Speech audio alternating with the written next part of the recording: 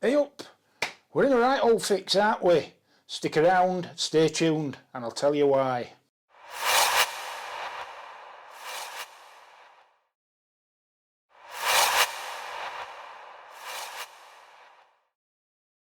Right, so welcome to my bomb site of a garage here.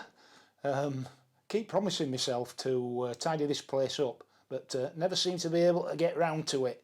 Too busy riding bikes and making videos, if you ask me. But anyway, I thought I'd just give you an update on each of my 4 bikes, tell you how they're doing, what I've had done to each of them in terms of upgrades, and what I propose to have done to them in terms of upgrades going forward in the future.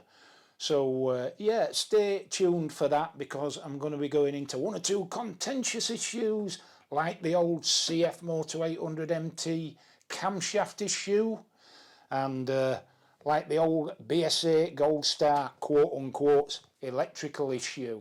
So stay tuned for that. Right, let me consult my notes. I think first of all we need to talk about the general malaise out there, which is the apparent, some might say obvious, sudden downturn in the motorcycle market, and in particular how that manifests itself in residual values, i.e. what you might expect to get for your bike now when you sell it, and what you might expect to get in part exchange, and what the difference between that value and what you paid for the bike in terms of capital outlay makes to you. And I think the received wisdom at the moment is that second-hand values are significantly depressed if you're thinking about selling your bike. So yeah, I think the first thing to say here is this ongoing debate, particularly as it manifests itself in the likes of YouTube and on social media, has got a real danger of becoming a self-fulfilling prophecy, in the sense that I suppose the more people like me, I'd have to put my hand up, and others on YouTube give airtime to this whole issue, the more it sows in the minds of people doubts about future investment in motorcycle hardware, and the more then that feeds back on itself. So there's a bit of a danger in overexposing what's happening on social media, but by the same token I really don't think that we can afford to turn a complete blind eye to it. So yeah, it's looking a bit grim out there. A lot of dealerships have closed, and a lot of brands are proving very, very difficult to part exchange or to sell privately. Some more than others, I think it's fair to say. Yeah, there are people who are far more eloquent and far better than me at sort of summarising the whole issue out there in the motorcycle market and bringing a balanced perspective to it. So have a look at Old School Adventure Rider channel. That's Ian. His latest video, as I record this, looks into this whole problem in a very balanced way, a very fair way, and it certainly articulates it better than I could. So yeah, go take a look at that. It's very interesting, very well presented. Right then, so residual values, second-hand values, trading values, whatever you want to call them. Well, my 4 bikes here, I'm sat here on my Moto Guzzi V7. They've all been bought from new in the last year, basically. 3 of them are a 24 plate, and this Moto Guzzi here is a 73 plate. Got it just before Christmas. So, yeah, how much are they all worth? Or rather, how much are they worth collectively? Well, I'll tell you what I paid for them first, because I bought them all with my own money. None of these bikes are loan bikes, they've all been bought by me with my own money. So hopefully I can speak reasonably impartially about them and not beholden to any particular narrative or directive from a manufacturer or dealership. So for all 4 bikes I've paid, give or take, £25,000. £25,000 UK sterling is what I have invested in these 4 motorcycles here. This Moto BSA, Royal Enfield Classic 350, CF Moto 800 MT, and latterly BSA Gold Star 650. So what now, less than a year down the road, are they collectively worth? My best guess is about 12 grand. Yeah, that's the current state of the market.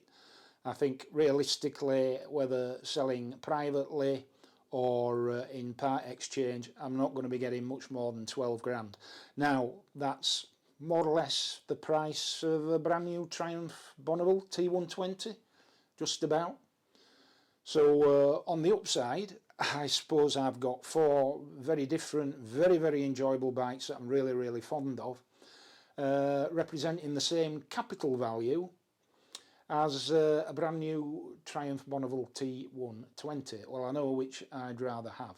Obviously, running costs for 4 bikes is significantly greater than running costs for 1 bike, but I think you get the general message. So yeah, there's been a lot of depreciation, and in relation to 2 of my bikes here, the CF Moto 800 MT and the BSA Gold Star 650, there has been plenty of chatter about what might reasonably be expected in terms of second-hand value or trading value of these bikes. And in the case of the BSA, as has been rumoured, recently speculated upon, a number of dealerships that just won't take the bike. Quite how broad that position is, I'm not entirely sure. It's anecdotal accounts which crop up from time to time, and they probably actually need a little bit of empirical research to be able to present a coherent and accurate picture of what's happening out there. So yeah, proof if it were needed, 25 grand down to 12 grand in less than 12 months. Proof if it were needed that YouTube channels of this size don't make a profit. We operate at a substantial loss. Now, don't worry, I'm not turning this into some long-winded belly-aching session about YouTube revenue, because I love doing this. This is what I do. I enjoy it, period. So no issues there at all. But it does sort of paint a picture all its own about where the residual value of motorcycles is going at the moment. So with that in mind, let's have a look at each of these here bikes, and let's have a little chat about 1 or 2 contentious issues and what the latest position is vis-a-vis those issues for certainly at least 2 of these bikes. So let's crack on and start with the old CF Moto 800 MT. Right then, so let's start with my wonderful CF Moto 800 MT motorcycle here. Absolutely love this bike. Does everything that I would ever expect of an adventure bike, and has not given me any issues whatsoever so far, with about 2,500 miles on the clock now. Now, before I go any further, I'd just like to make it absolutely clear that anybody out there that's had a problem with a particular bike, then I totally understand that there is nothing more infuriating than somebody like me coming along and saying, I've got one of those and I've not had a problem, and I've got X number of miles and I've had X numbers of years and I've not had a problem. That doesn't help you at all, and I completely understand how that will give you not one crumb of comfort. But I can only give you the benefit of my experience, and I've said from the outset in relation to all 4 of these motorcycles that will be a warts and all perspective, even as and when things develop. So yeah, when I say I've had no issues, that is heavily caveated by one little word, which is yet. I've not had any issues yet. in relation to any of these motorcycles. So the CF Moto, well, you've seen what I've done previously in terms of accessorising this bike. It came with a lot of standard anyway, spotlights, crash bars, full aluminium luggage, and I've added a bash plate and a rear hugger and one or two other bits and bats, and also the Auchi TFT system. More significantly, this bike goes in on Tuesday. I'm recording this on a Saturday. This bike goes in on Tuesday to Appleyards for the recall work, which is a water pump part and a cable tie. That's about it. But I'm also having a centre stand fitted. So I've got the CF Moto genuine centre stand, and Appleyards are going to fit that to the bike. And that will probably complete all my proposed upgrades, accessories, improvements to this here motorcycle. So they'll have it for the day on Tuesday, and if all goes to plan, I will have for the day on Tuesday the new Vosges 900 DSX, which I'm really looking forward to reviewing for you. So watch out for that. So yeah, been fantastic bike so far. Put different tyres on. I've got 50/50 tyres on this bike now. Metzler Karoo 4 tyres, and very good they are indeed. So in relation to this bike, the bone of contention, the issue for wide debate out there has been the fact that it's fitted with the KTM 790 engine, and the ongoing controversy, shall I call it, regarding premature wear and failure of the camshafts. And I've done 2 or 3 videos previously. Go back and have a look about KTM's response to that and what the broader picture is. The latest that I can find out is that it is reported that CF Moto, when they took on manufacturing of this engine, which was a good bit after the problems which were identified on the earlier 790 engines, have completely reworked the head, the top end. And I think it's reasonable to assume, in the evidence, or rather the absence of evidence to the contrary, that that should have resolved any of the issues.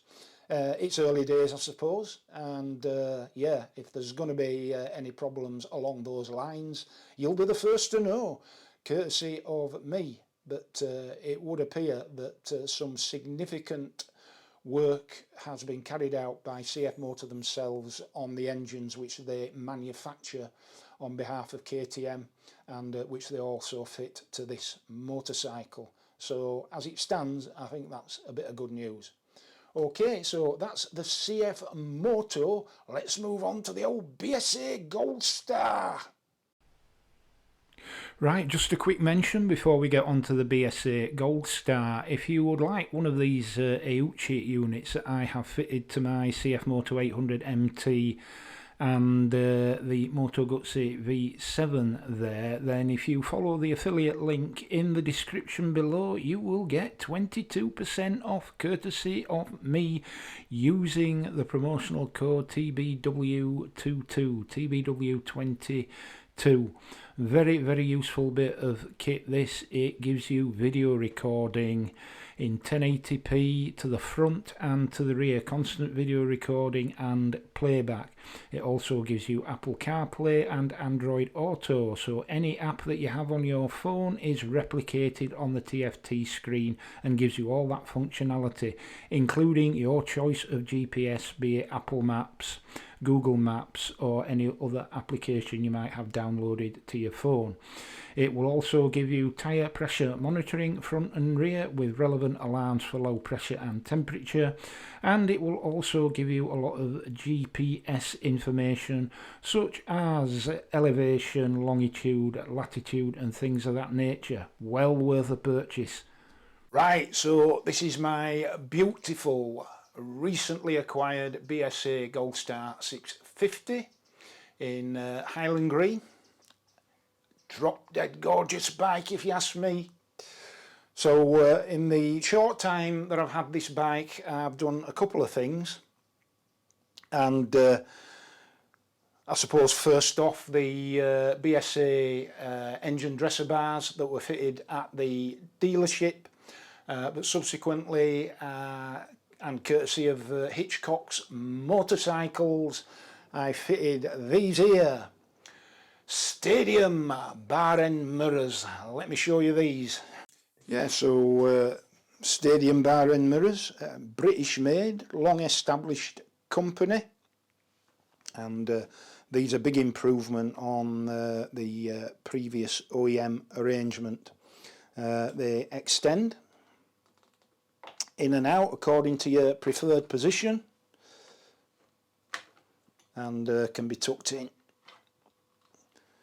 which comes in very useful in tight spaces like this. Top quality, great view to the rear. Available from Hitchcock's. There's a link in the description below. You buy them per unit, so you buy them one at a time, not as a pair. So if you want a pair, make sure that you order two. But they are really, really good quality products. Stadium bar end mirrors for the BSA Gold Star. And you can also get the blanking screws for the old mirror positions there. You have a choice of black, silver or brass. I've chosen brass. I think that looks cracking, that there. So yeah, very, very pleased with those indeed. And the other thing I've had fitted, let's have a look, is the mudguard extender. Right, so yeah, front mudguard extender from Hitchcock's Motorcycles there, link in the description below. Very useful that for ensuring a lot of road dirt doesn't get thrown up onto the radiator area. This bit of kit comes with self-adhesive pads and plastic rivet fasteners. Now then, initially I thought I don't want to drill the mudguard, so I'll just use the double-sided self-adhesive pads. But I found that the following day, in spite of the fact that I cleaned both surfaces thoroughly with pre-paint with panel white, that it had started to debond a little bit at the bottom. So I've taken to actually drilling the mudguard at the bottom there and using those expanding plastic rivets, and that's very, very straightforward indeed, and the extender now is absolutely firmly in place. So not too expensive, that definitely worth the investment for your Gold Star. Hitchcock's Motorcycles, link to this product in the description below. Now I've also fitted the gel badges from More Speed Racing for this bike. I think they really set it off, particularly at the side. You can get them in black or this colour red. So one on the tank there and one on the side panel.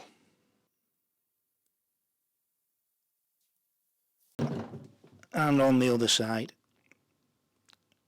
Really sets the bike off well and not too expensive. Right then, just as the issue much talked about with the CF Moto has been the KTM engine, with the BSA Gold Star it seems to be about electrical issues, specifically the wiring loom. This keeps cropping up on various forums, but try as I might, wherever I look on the forums or on YouTube, I don't see a great many references to it, to be honest with you. I've just had a look at YouTube and I can only find 2 videos that cover this issue, and one of those is just a flat battery, basically a duff battery that caused some electrical issues, and there's one on a channel called Moto Tingle, I believe. You might want to take a look at it, Moto Tingle, and he talks about some issues with the wiring loom. Appears to have a fault on his wiring loom. Now this here bike has had what is widely referred to as the health check service. I think BSA call it the service campaign. Either way, this bike was actually serviced at 350 miles, which of course is well below the 500-mile recommended first service. And that was the full health check service where one or two things are put right, such as the headlight wiring grommet, and from what I can gather, one or two other bits and bats in relation to a part in the clutch. So this bike's had that done, but as with any of the other bikes, of course, I will report fully and frankly on its progress during my ownership. But I just love this bike to bits. I'd be happy to sit and look at this all day in the garage, but she's meant for riding. Upgrades for this, in addition to the ones that I've just shown you, I've just taken delivery of the decat downpipe, again from Hitchcock's, link in the description below, and I'll do a separate video covering the fitting and the performance of the decat pipe. So I'll be removing the catalytic converter from this bike and replacing the OEM downpipe with the upgrade from Hitchcock's. So stay tuned for that in due course. Okay, so let's finish where we started off. So yes, the current state of the motorcycle market. It's quite clear that things are undergoing a significant correction, and at what point that correction will reach its bottom and plateau out remains to be seen. There have been a combination of circumstances. Most significantly, the cost of living crisis here in the UK, and I suspect elsewhere, which basically means that motorcycles are well down a list of priorities. And in straitened economic times, we have to cut our cloth accordingly. So that's got to be a factor at play. The other is the weather over the last year here in the United Kingdom has been very poor indeed. And yet another poor summer on the back of last year's poor summer. And if indeed the amount of rainfall and lack of warm sunny weather that we're seeing on an ever increasing basis now, whether that's down to climate change and whether or not that will become baked in at some point is a little bit of a cause for some concern. And it may well be that going forward we have to think long and hard about how we pursue recreational motorcycling. So certainly a bit of a concern there, a bit of a perfect storm, and every possibility that that perfect storm will still be raging well into next year and potentially beyond. So we have to be prepared for it. Doesn't mean to say it will happen, but it has to be a consideration. I feel really sorry for all those dealerships out there that have had to close, and the inevitable personal impact upon staff who will have lost their positions at those dealerships. So yeah, not a very pretty picture out there at the moment. So me sat here, I was going to say belly aching, it's not belly aching, observing the capital loss on my 4 bikes in the last 12 months pales into insignificance compared with the impact that the whole situation has had upon other people working in the industry. So yeah, that's how it is. Let's just hope that it improves sometime soon. Meantime, yeah, my 4 bikes, no issues, no problems with any of them, as I've said, yet.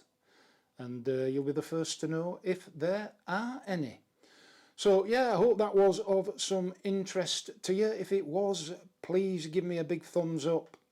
Please feel free to share this video, and above all, please, if you aren't already subscribed, please will you subscribe to the channel. It really, really helps me in my endeavours.